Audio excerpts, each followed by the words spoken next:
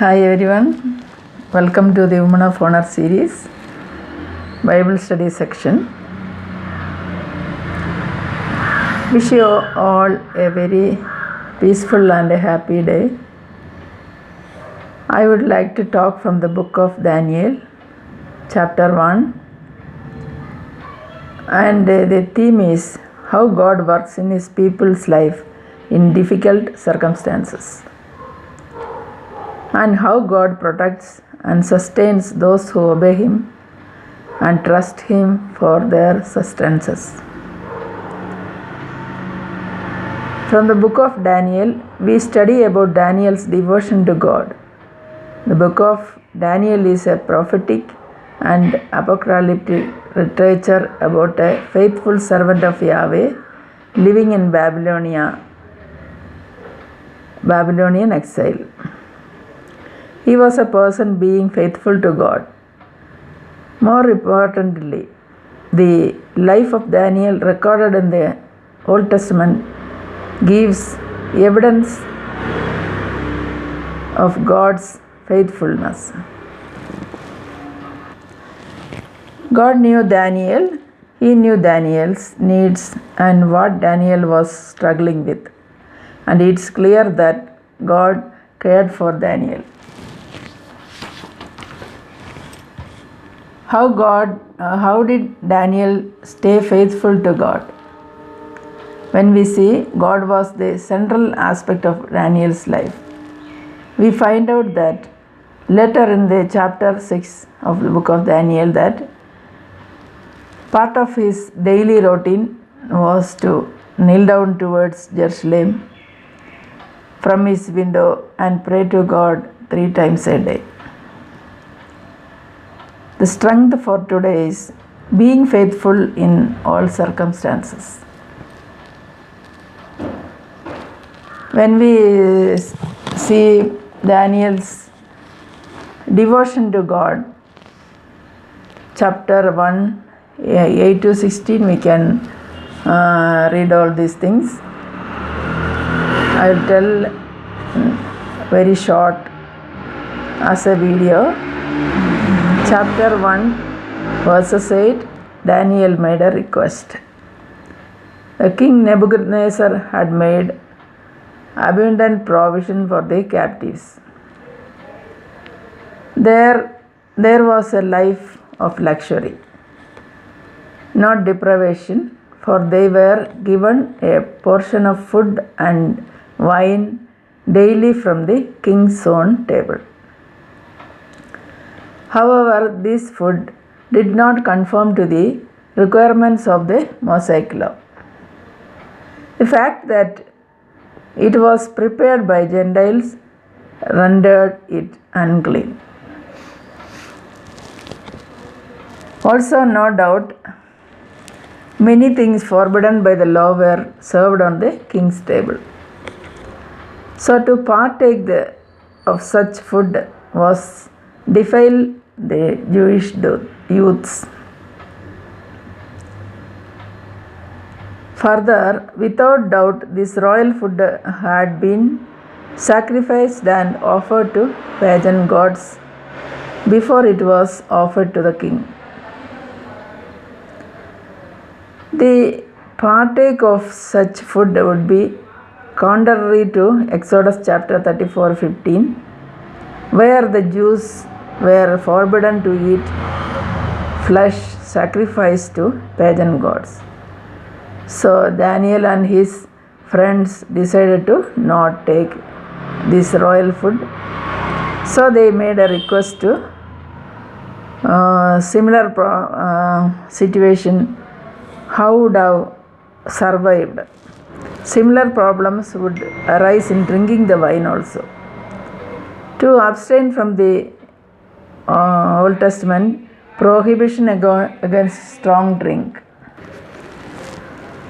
When we read Proverbs 20 verses 1 and the book of Isaiah chapter 5:11, we can see what is the result of a person who takes the strong drinks.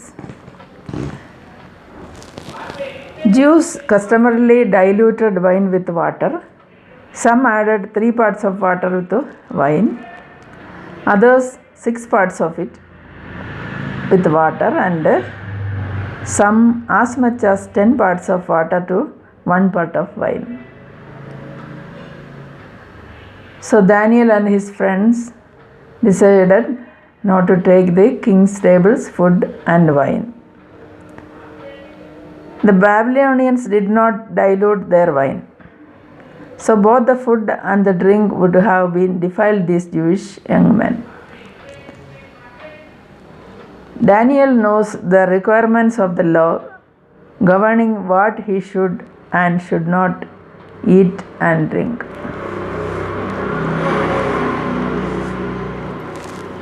Daniel's desire was to please God in all he did. So he resolved that even though he was not in his own land but in a culture that did not follow God's law, he would consider himself under the law. He therefore asked the chief court official to be excused from eating and drinking the food and wine generously supplied by the king. Daniel was courageous, determined, and obedient to God. The request granted, the chief official's reticence to grant Daniel's request is understandable. Chapter 1, verses 9 to 10. He was responsible to oversee the young captives' physical and mental development, so they would become prepared for the roles the king had determined in mind for them. Evidently, these youths held a strategic place in the king's plans, so he wanted them well trained. If the men had been of little consequence to the king, their physical conditions would not have mattered, and Ashpenaz would not have risked the loss of his life. Daniel had trusted his situation to God, who intervened on Daniel's behalf to move the official's heart to show favor and sympathy to Daniel.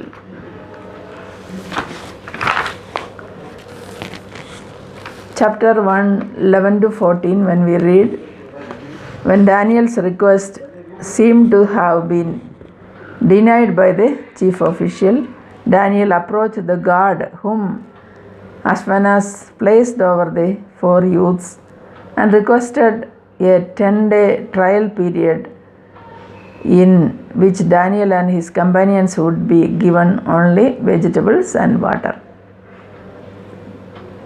The Hebrew word for vegetables, meaning sown things, may also include grains. Since the Mosaic law designated no vegetables as unclean, Daniel could eat any vegetables put before him without defiling himself. In so short a time, that means 10 days, there could have been no marked deterioration that would jeopardize the life of anyone in authority. In fact, Daniel hinted that their appearance would be better than that of the other who were on the king's diet. Since the guard was under the chief official's authority, he must have acted not on his own but with the permission from Ashpenaz. This indicates that God intervenes on behalf of those who trust him and protects and preserves those who obey him, even under a pagan rule. The result was, at the conclusion of the 10 days, the 4 who had lived on vegetables appeared healthier than those who had dined on the king's food. Since the 4 looked better and not worse than the others, as Ashpenaz had feared. He did not object to the diet Daniel had requested for himself and his friends, so they were allowed to continue on a diet of vegetables, though God did not prohibit eating meat altogether. Genesis 9:3, Romans 14:14, and 1 Corinthians 10:25-26. We can read this. The vegetable diet was superior to the king's food. Also, this shows that God blesses those who obey His commands and prospers those who trust Him. This incident would have been a lesson for the nation of Israel. God had demanded obedience to the law. Punishment came because of the disobedience, but even during a time of discipline, God protects and sustains those who obey Him and trust Him for their sustenance.